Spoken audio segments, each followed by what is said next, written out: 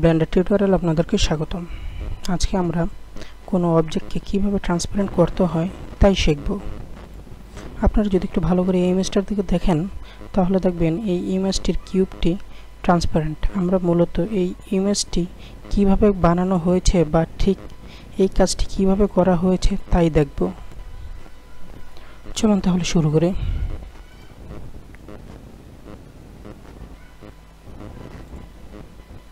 এই যে কিউবটা দেখতে পাচ্ছেন, এটাকেই মূলত আজকে আমরা ট্রান্সপারেন্ট বানাবো। এই কিউবটির ডাইমেনশন হলো দৈর্ঘ্য, প্রস্থ, উচ্চতা 2 মিটার 2 মিটার 2 মিটার। আপনারা এটা কিবোর্ড থেকে এনে ক্লিক করে দেখতে পারবেন। দেখুন এখানে এই যে ডাইমেনশনটা দেওয়া আছে 2 মিটার 2 মিটার 2 মিটার। আমরা মূলত আজকে এটাকেই স্বচ্ছ বানাবো। ওয়ানে ক্লিক করি।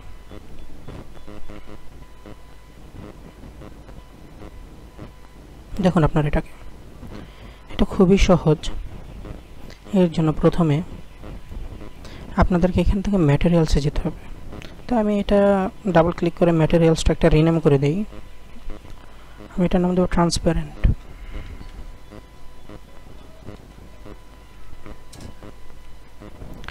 এখান থেকে কালার সিলেক্ট করতে পারেন। আমি নীল কালারটা দিতে চাচ্ছি। এটা যদিও ডিপ নীল, আপনি চাইলে আরও ঘন করতে পারবেন, সর্বোচ্চ নীল। তবে এখন আপনার এটা ট্রান্সপারেন্ট হবে না। আপনি যদি এটাকে এখন রেন্ডার করেন দেখবেন এটা গাঢ় নীল রঙের একটা কিউব।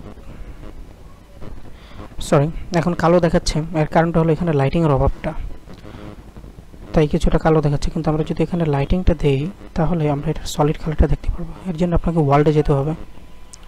ওয়ার্ল্ডে গিয়ে ঠিক এখানে এনভায়রনমেন্ট লাইটিং অথবা অ্যাম্বিয়েন্ট দিতে পারেন। তো আমি অ্যাম্বিয়েন্টটা দিচ্ছি। দেখুন এখানে খুব সুন্দর দেখাচ্ছে।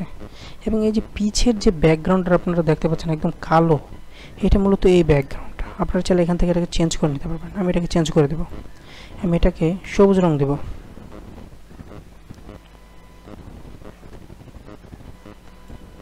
হালকা সবুজ। আমার মনে হয় এটা ঠিক আছে। এখন আমার কাজ এই পর্যন্ত এখানে তো হয়ে গেল।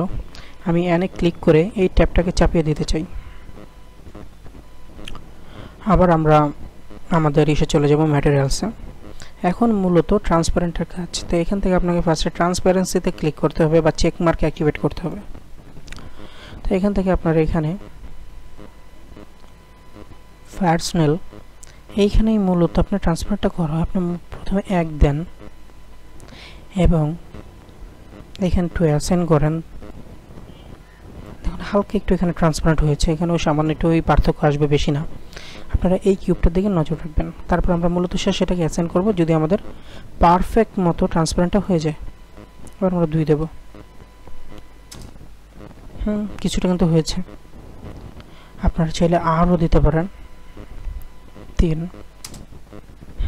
আমার মনে হয় এটা আমার জন্য ঠিক আছে। এখন ঘুরিয়ে ফিরে দেখতে পাচ্ছি, ওয়াও দারুণ ট্রান্সপারেন্ট হয়েছে।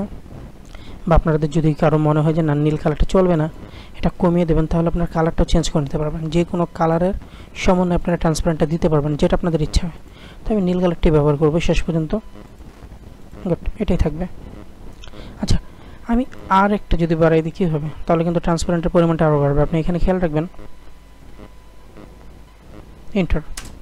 গুড, দেখেন অনেক বেশি ট্রান্সপারেন্ট হয়ে গেছে। যে পিছের ব্যাকগ্রাউন্ডের কালারটাই পুরোপুরি ক্যাচ করে নিয়েছে। আমি কমিয়ে দিই একটু, 3.5 দিয়ে দিই।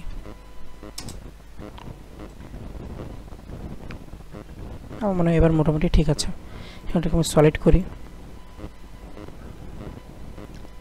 তারপরে রেন্ডারে যাব।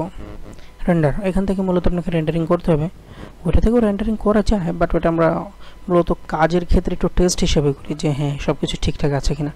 আপনারা দেখেন এখানে কিন্তু এটা খুব সুন্দরভাবে দেখাচ্ছে, খুব সুন্দর একটা ট্রান্সপারেন্ট দেখাচ্ছে।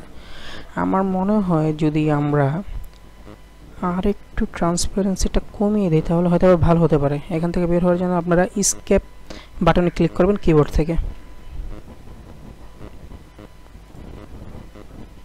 3 দিয়ে এটা, আমার মনে 3টাই সুন্দর হবে। ওয়াও, গুড, এটাই চাচ্ছিলাম আমি। এটাই সেই ট্রান্সপারেন্ট কিউব যেটাকে আমি টার্গেট করেছিলাম এবং যেটা বানানোর ইচ্ছা ছিল আমার। এখন মূলত আপনারা এটাকে F3 দিয়ে সেভ করতে পারবেন। এখান থেকে আমি ডেস্কটপ নেব,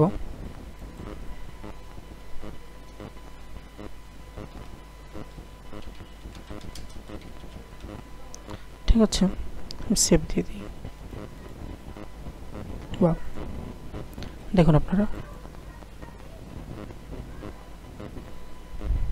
আশা করি আপনারা ব্লেন্ডার একটি নতুন টিউটোরিয়াল শিখতে পারলেন। এরপরে যদি আপনাদের কখনো কোনো অবজেক্টকে ট্রান্সপারেন্ট করার দরকার পড়ে তাহলে আশা করি আপনারা খুব সুন্দরভাবে করতে পারবেন। ধন্যবাদ পাশে থাকার জন্য।